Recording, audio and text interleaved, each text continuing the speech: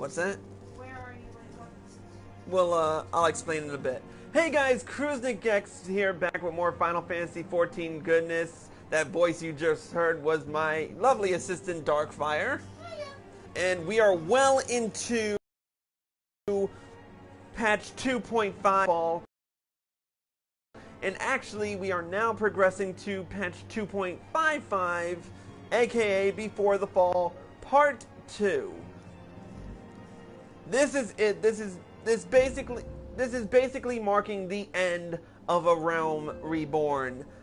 So we are currently in Moenbryda at the Rising Stones. And that answers my earlier question. Yep. And to recap where we left off, in the last earlier in this particular storyline, we were still searching for a way to defeat the Scions. Emphasis on ass. Very bad. Um, no. Damn it. Mallets are close. Didn't use a mallet either. What we did use is white auracite, which Scions are basically beings composed of ether, and in order to finally destroy them, we basically drew their ether into a crystal of white auracite. Then at the same time, we also had to defeat them with a blade of light, and that's basically how we did it to defeat the Scion Nabrialis. However, it came at a very great cost. No. Sorry, we were talking earlier about apparently it takes 160 people in order to forge a blade out of the iron of the blood of your enemies. Weird, I know. But anyway, no, but we did lose a certain someone close to us. We lost Moenbryda, who sacrificed herself in order to basically give us enough ether to defeat Nabrialis. So Nabrialis is dead, and Moenbryda's gone, and everyone's kind of somber and kind of downtrodden and sad and all that. Yep, they are in mourning. Just as well with Minfilia, who is like almost to the point of an emotional wreck. I'm surprised she keeps it to go. I'm surprised she's able to keep it together. But anyways, we are going to continue the storyline. But beforehand, I am going to see who's online. Wow, Luis still hasn't logged in. Seriously, what the hell, man? Anyways, let us continue this storyline with Mask of Grief. Have you a moment, Bayan? I believe Ida wished a word with you. He didn't like I was giggling at his girly voice. I should consider it a personal favor if you would lend a sympathetic ear to her troubles. She has not been herself since Moenbryda's passing, and my heart aches to see her so downcast.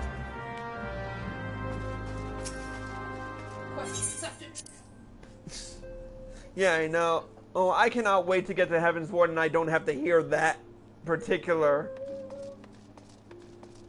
Oh, see, I might just have to record that so I can play it just for you. Oh, bite me.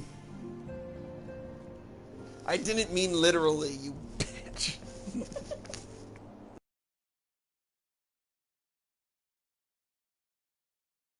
Okay, now I gotta do frickin' Ida's voice, and that's even higher pitched. Hey, it's Bayan! Great!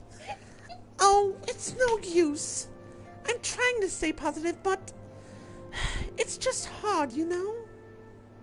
The thing is, I know Moon would tell me if she saw me moping around like this. Which is why I decided to cheer myself up by getting her a special flower. I placed an order for a moon daisy with Rowena a while ago. It's ready to be picked up. The trouble is, I find Rowena a bit difficult at the best of times, and, well, this isn't one of them. I know it's silly, but I just can't face it at the moment. So, I was wondering, do you think you could maybe collect it for me? I have the coin to pay for the flower right here. Thank you so much. I'll be waiting for you and the daisy at Ratherfrost. Now go spend her gil on something else. Don't I wish I could? But let's go talk with Rowena.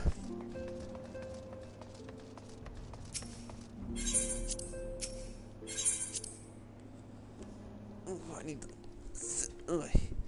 It's really tough for me to sit up like this. Yeah, but then I can't. Yeah, I know. Trying to adjust like this is up.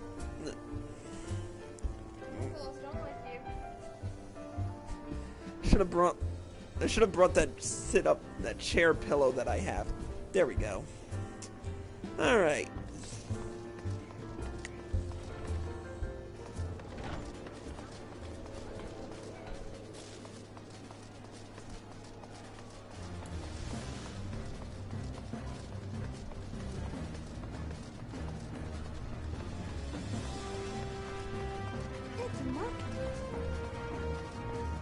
To Rowena's House of Splendors. Shopping! What can I do for you today, adventurer? Eldritch trinket to trade? Eh? They've got you running errands now. Them Scions really know how to make the most of your talents, don't they? Sending the savior of Eorzea to the bleeding Marcus. Fine use of your time, that is. Seriously though, you best learn how to say no or they'll have you mucking out the chocobo stables next. Anyway, what was it you were here to pick up? The moon daisy, was it? Here then, take it. And tell that Eda lass I've got a wide selection of headswear in stock if she ever decides to replace that dowdy old mask of hers. God knows she needs to. It does look like a sleeping mask. I was thinking that when I saw it. Yeah, I know. Alright, now to mount up. Now to mount up. What the crap is wrong with my key? Oh, that's right, it's off.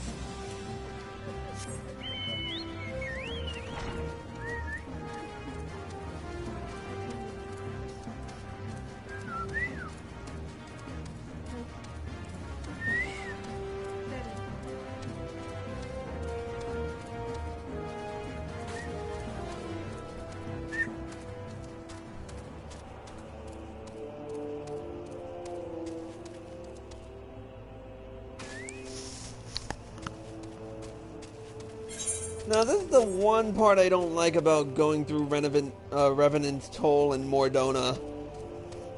Because I'm only level 53, so it means that... Yeah. I still have to avoid things because I'm not 10 levels over yet. Oh, so that's your rule of thumb. Yeah, once you're like 10 levels over something, they basically will not fuck with you.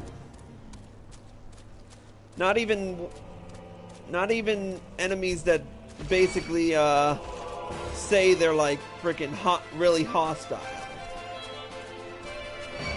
I thought it was just so you could beat the snot out of them. Things that...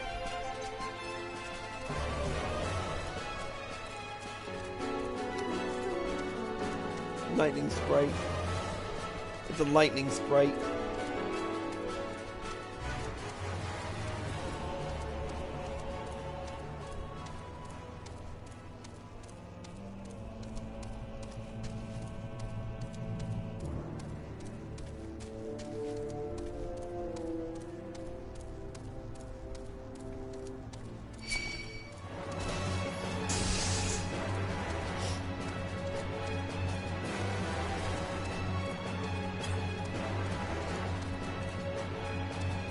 There we go. No attacks means no, there we go. Ugh, Rowena can be so annoying. She just will not take no for an answer. Every time I visit her, she is fashionable. And when I tell her I like it fine, I'm just the way it is, she says it again, and then again, and then again. It drives me crazy. What I mean to say is, I really appreciate you doing this for me. So, anyway, let's see it.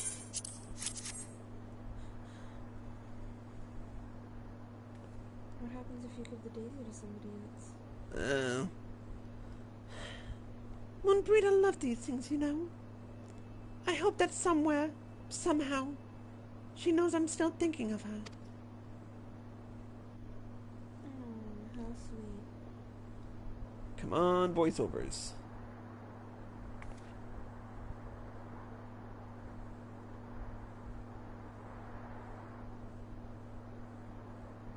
I'll never forget you, Moon. None of us will. Thank you.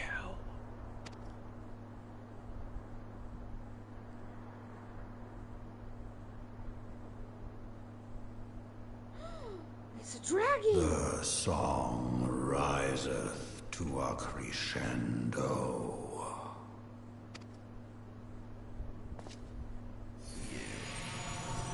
Haven't I ever told you you talk too much?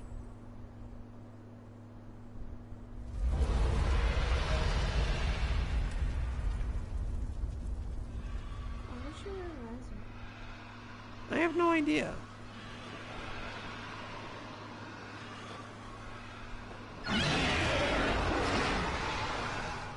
Is that what I think it is? Hello, can you hear me? We have received grave tidings from Ishgard. Pray return to the Rising Stones at once.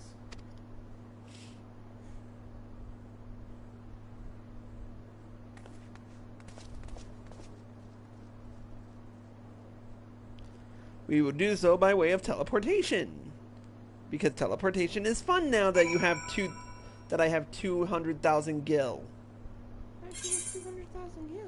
Because I never spent really much of anything on frickin' actual gear. So all the quests kind of like accumulate, and so I used it for teleports and frickin' all the gear you could ever frickin' want you can get throughout your journey. So it's not really much. Plus, doing dungeons half the time you get gil just from killing enemies, so. That's what I don't like in Pokemon. Though it makes sense. Pokemon and you don't get money for only trainer battles. Anyways, my apologies for the interruption. I was deeply saddened to learn of Moenbryda's passing. Her loss will be sorely felt. Alas, recent developments in Ishgard leave us little time to mourn. The envoy from Kurthus will soon arrive, and we must hasten to hear the report.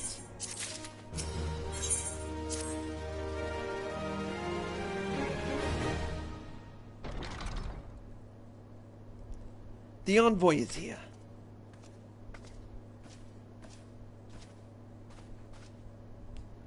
I thank you for receiving me at such short notice. Time is of the essence, so I would forego the usual pleasantries if I may. Certainly. You come with news of the Dravanians. Aye. The dragons have begun their attack in earnest. The first raid reached the Central Highlands a short while ago, and battle was joined soon thereafter. Sir Emmerich himself sallied forth with a contingent of Temple Knights and several companies of the noble house's finest.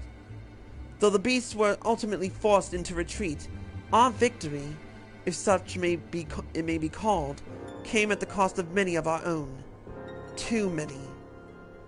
We will not withstand a second wave should the Dravanians renew their assault. You paint a grim picture, my lady. It is reinforcements you seek, then? We do. Though it pricks our pride, it is plain we cannot protect Ishgard with our ranks thus thinned by the Horde.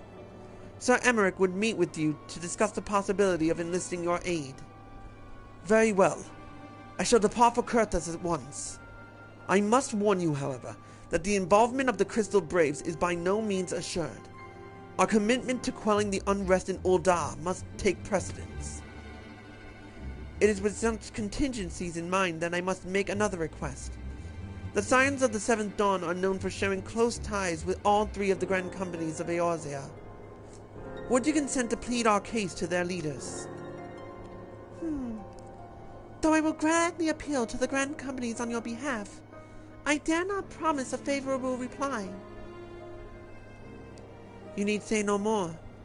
Considering our past dealings with the Eorzean Alliance, I can well imagine how our plea will be received. But the fate of Ishgard hangs in the balance. We must explore every avenue still open to us, no matter how unpromising. I see. Very well. I shall send envoys to each of the allied nations, and have them present your request directly to the heads of the grand companies. In the event that your plea does receive a favorable answer, know that any support is certain to be conditional. Demands will be made of Ishgard. That is certainly to be expected. Rest assured that I will speak with Sir Emmerich's authority in this matter, and that our actions are fully sanctioned by the Holy See. Which brings me to my final request. A personal appeal to you, Warrior of Light. The Lord Commander much desires to speak with you, regardless of your fellow's involvement. You faced Midgard-Zorma and survived. Anything you can share of your experience may yield us an advantage over our foe. Thank you. You wear the mantle of hero well. 'Twould seem the road leads us both to Camp Dragonhead. Seek me out when you arrive, Bayan.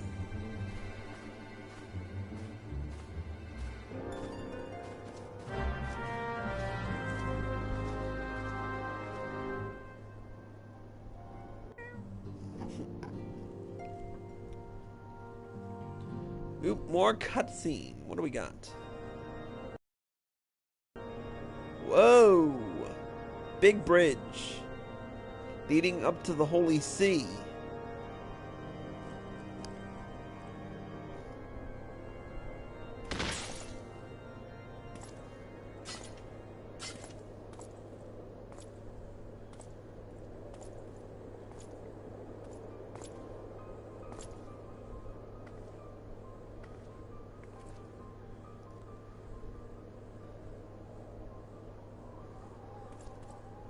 Lady Iceheart.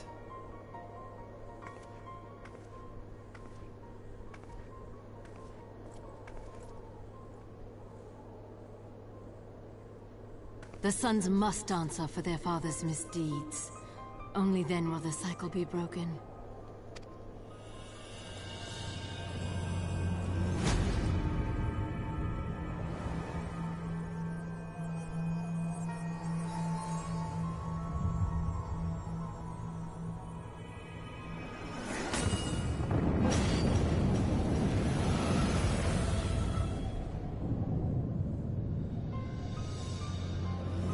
Brothers and sisters of the heavens, we raise our voices and join you in the chorus. The sinner's feeble magics are undone. Come, claim your retribution.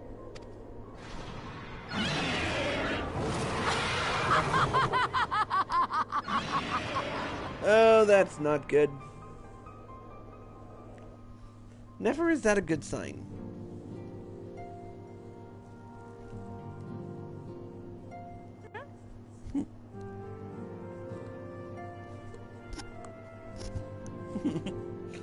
Alright, let's hit Camp Dragonhead. Thankfully, it's the only teleport. Thankfully, it's the only Ishgardian teleport we have right now.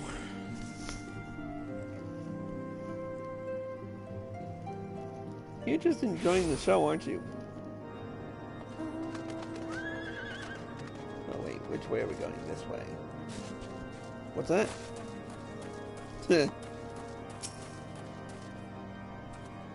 It seems I was the swifter Bion. You too, however, have arrived with time to spare, for our host has yet to make an appearance. The murmurings about camp tell of some manner of trouble at the gates of judgment. In the Lord Commander's absence, I suggest we visit the place and find out what is afoot. Of course, it's always something.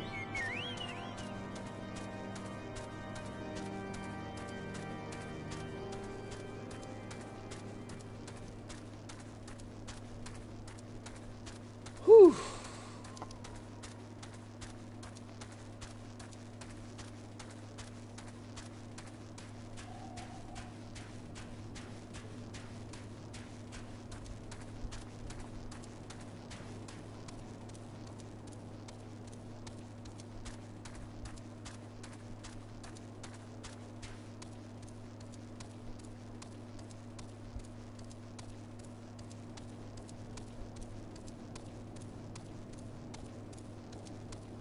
Alright, let's see what's going on over here.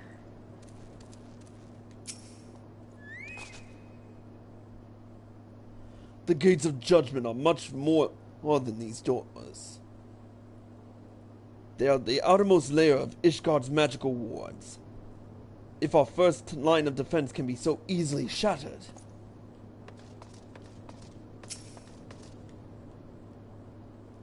When I laid eyes upon Lady Iceheart, I felt the marrow freeze within my bones.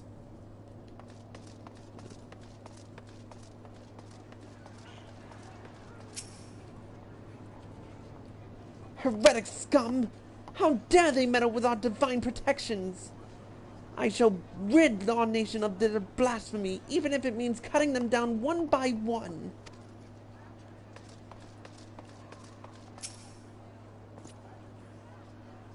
We need not fret overmuch. There are yet several layers of arcane protection that shield the city from invasion. Mother will be fine. And of course we got a mama's boy in the bunch.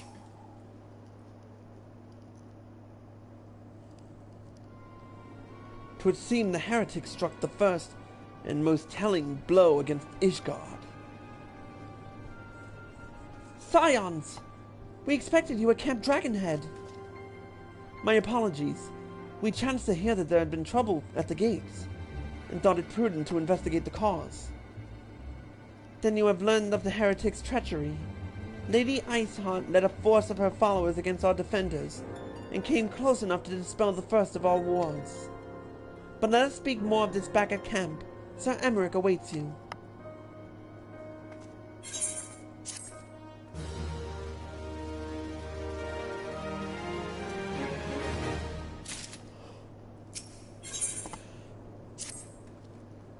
Lady Iceheart has grown bold indeed if she would risk direct action against the city. Come, let us do as we were told and return to Camp Dragonhead. Lord Haurchefant will know where Sir Emmerich means to receive us.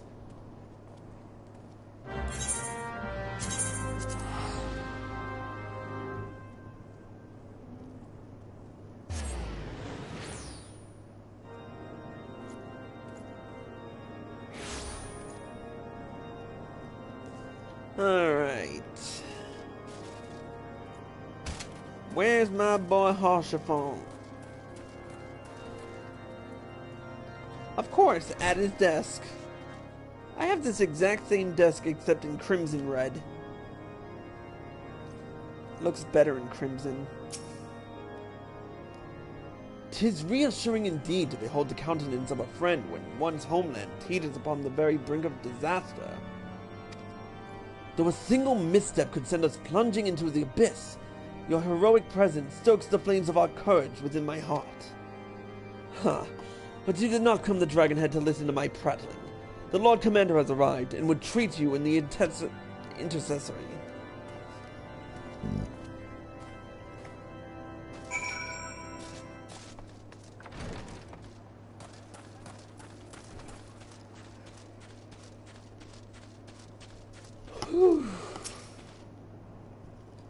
Greetings, sir. Shall I show you inside? Come on, cutscenes. Or come on, voiceovers.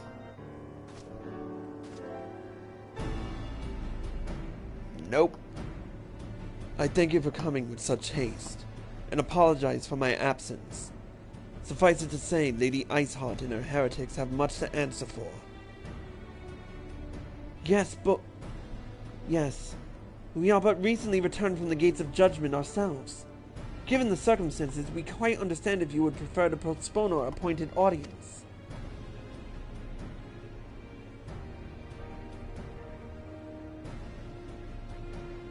On the contrary, Master Alfino, I think it more important than ever that this meeting take place.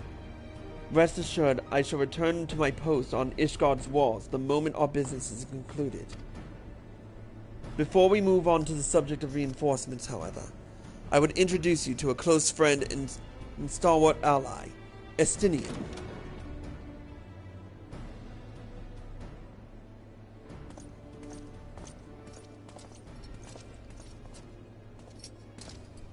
Black armor.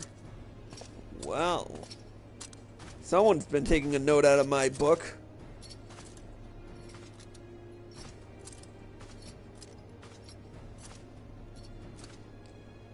May I present to you Ishgard's Azure Dragon? An impressive title, though I confess I know precious little of the Order of the Dragoons. They are formidable warriors all, yet even among such masters of the lands, Estinian is without equal. He, out of all the warriors of Ishgard, was chosen to wield the power of dragoons, and may thus contend with any Dravanian. You flatter me overmuch, Lord Commander. So you are the adventurer of whom they spoke. I see now why my blood fair sang in anticipation of our meeting. Well, now that we have all been introduced, let us proceed to the matter at hand. I would share with you what we have learned of Iceheart's design, as confessed by the heretics taken captive after the assault on the gates.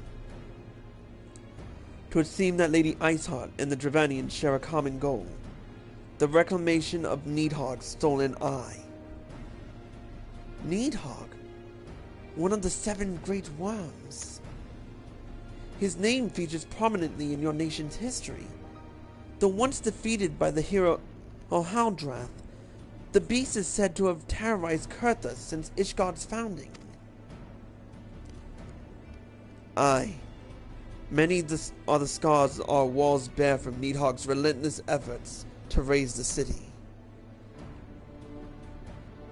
The trophy Haldrath plucked from the bested worm's skull, known simply as the Eye, is a treasured relic of Ishgard, and one possessed of untold power. Should it ever be returned to Nidhogg, the dread creature would be restored to the height of his strength, and then no wall or ward we could erect would be stout enough to deny him. My vengeful son hath waged war against Ishgard for 1,000 years. No mortal mind could comprehend the depths of his rancor. The eye itself is secreted deep within the vault. It is kept under heavy guard, surrounded at all times by men and women who have proven their loyalty to the Holy See. But those stout walls and sharp blades may suffice to discourage the heretics. The dragons are another matter. There are individuals within the Dravanian horde whom an entire company of knights would labor to repel, to say nothing of Nidhogg himself. Nor does age rob them of their strength. Through the endless march of years, the dragons endure, patient, calculating, inexorable. You must understand, these creatures do not share our perception of time. And that is especially true of the great worms. They who spend centuries in slumber only to wake and resume their campaign as if mere hours had passed. It has been 20 years since Nidhogg last darkened our skies. 20 years for him to gather his strength, and for us to bolster our defenses. And now, just as he seems primed to return, the heretics strike at the gates. You believe that Lady Iceheart is in league with the creature, then? Of that we cannot be certain. Though we know the heretics covet the eye, we have been unable to determine their plans for it. Such questions aside, we must needs address the ragged hold her mistress has seen fit to rend in Ishgard's protections. 'Tis a weakness the Dravanians are not to leave unattended. So it would seem. You have described your plight in admirable detail, Lord Commander. Yet I cannot help but wonder at your candor. Why share such sensitive information with us? I shall speak plain. Ishgard has need of allies, and I would have you bolster our front lines in readiness for the coming battle against the dragons. This much I expected. Unlike our arrangement concerning the Keeper of the Lake, however, you only stand to benefit from our assistance in this matter. I fail to see why we should influence being in a conflict which concerns only Ishgard and Dravania. When the Eorzean Alliance requested Ishgard's assistance during Operation Archon, you refused us. Does it not seem grossly unjust to demand that we now risk our lives in your private war? I make no attempt to defend my country's conduct. I only ask that you consider what we would follow ere Ishgard were to fall. Having razed our cities to the ground, the Horde would have little cause to linger, and most would return to their lairs in Dravania. Soon thereafter, the ruins of Kurthas would be buried in snow, and the land would become the sole providence of beasts and beastmen. Until the Garlean's arrival, that is, for you may be certain that the Empire would not hesitate to claim Kurthas. They would not even have to draw steel.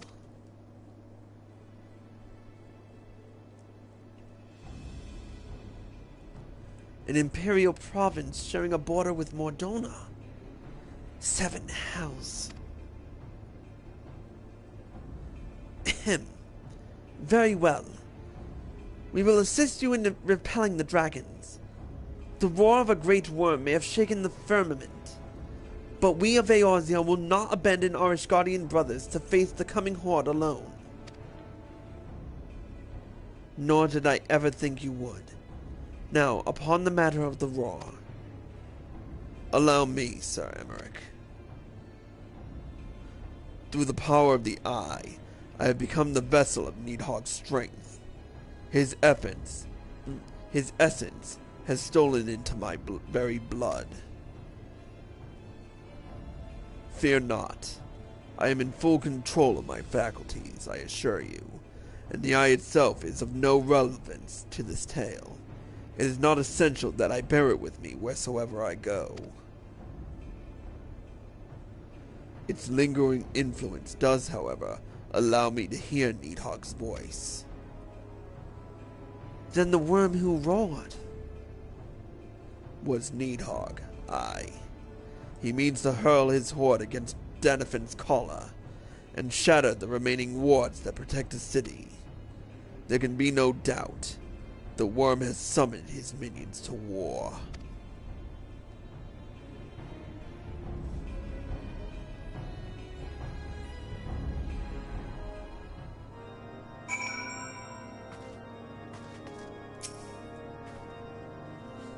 Though the circumstances are far from ideal, this desperate endeavor will at least provide us an opportunity to bring the sister states of Eorzea together in a common cause.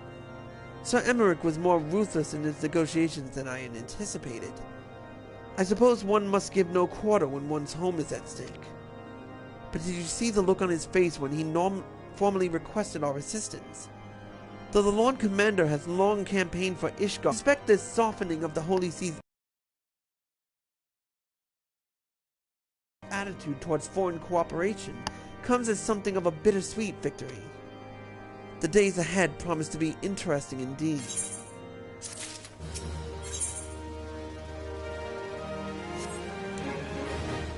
You know what? I am kind of pooped with all these voiceovers.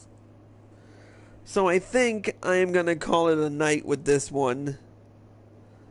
So we're going to call it a night for this one.